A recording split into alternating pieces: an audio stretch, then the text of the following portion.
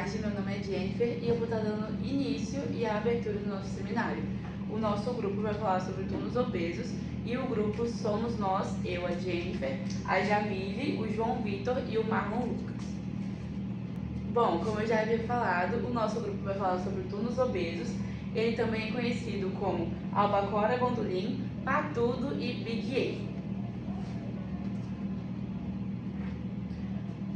Bom, os autores da pesquisa são Paulo Eurico Pires Travassos, Bruno Leite Mourato, Thaisa Barreto, Matheus Lourenço Silva, Marcelo Viana, Catarina Cardoso de Melo, Erasmo Alfredo Amaral de Carvalho Filho, Flávia Lucena Fredou, Luana Malmen Svete, Nilamon de Oliveira Leite Júnior, Rafael de Almeida Tubino, Valdemire Ferreira e Roberta Aguiar.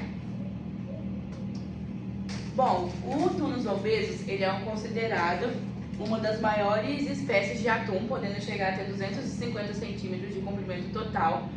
Ele tem um corpo robusto, considerado grande, de coloração azul metálico em grande parte do seu corpo, também podendo ter as laterais de cor roxa e amarelada, e próximo do ventre de meio branco e até mesmo prateado.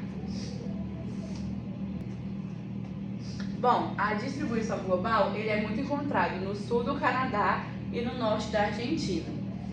Já a distribuição nacional ele é encontrado em todo o litoral brasileiro, porém ele tem alguns estados de maior concentração, digamos assim, que aqui vou citar os estados: Amapá, Bahia, Espírito Santo, Maranhão, Pernambuco, Rio Grande do Norte e Santa Catarina.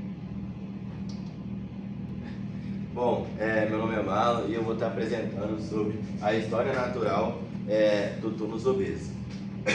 Bom, segundo as pesquisas do ICCAT, a gente viu que o Tunus obeso ele é um peixe que ele apresenta os maiores e mais rápidos deslocamentos entre os peixes em gerais, entendeu? Bom, aqui na nossa foto mostra que ele pode sair do Brasil até a Angola. E tipo assim, é impressionante por causa que, além dele ser um peixe que consegue percorrer esse grande trajeto, também é numa velocidade muito rápida comparada aos outros peixes. Continuidade sobre a alimentação do Tunus obeso, ele é um peixe que é considerado predador oportunista, pois depende muito do tempo e do espaço que ele está habitando. Bom, na zona costeira brasileira, ele se alimenta de peixes que são cefalópodes e de alguns crustáceos, como a lula, alguns crustáceos e de alguns animais que também estão nas zonas pelágicas, como o camarão. Agora falando sobre a zona que ele habita e sobre as temperaturas. As temperaturas de amplitude ótima, ela pode variar de 17 graus até 22 graus. E sobre a profundidade, ele pode ficar entre a epipelágica e a mesopelágica. E isso vai depender tipo assim, se está de dia, se está de noite, né? Dependendo da hora. Como, por exemplo, à noite ele chega a cerca de 50 metros de profundidade, e quando vai chegando mais próximo de amanhecer o dia, perto do nascer do sol, ele pode chegar até 500 metros de profundidade. Falando sobre a população agora, segundo as pesquisas da ICAAT, realizadas no ano de 1994, 1995 a 2006, a gente viu que em 1994 tinha cerca de 134 mil Tunus obesos, e ela teve um decaimento do ano de 1995 para o ano de 1900. Teve um decaimento do ano de 1995 a 2006, chegando a 59 mil turnos obesos. E agora, de 2006 até as últimas pesquisas atuais, ele está estável, tendo 73 mil. Bom, agora eu vou falar sobre as ameaças do túnus obeso. Bom, primeiro, o espião. Ele é muito procurado pelos comércios industriais, né, por ser um peixe grande e ter uma grande variedade de como manusear ele. Então, a sua principal ameaça é o espião. Também tem um cervo que pode capturar indivíduos jovens e com isso, né, levar à baixa da população do túnus obeso.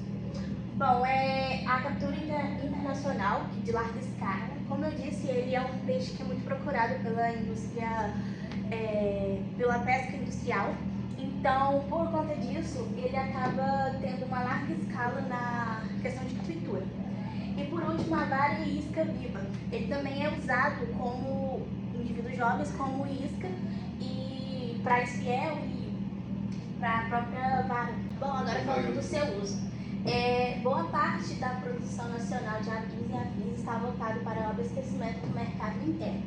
Bom, o túnus obeso, como eu disse, ele é bastante procurado pelo comércio, pela pesca comercial, e ele é utilizado principalmente para fazer sashimi, conserva e enlatados.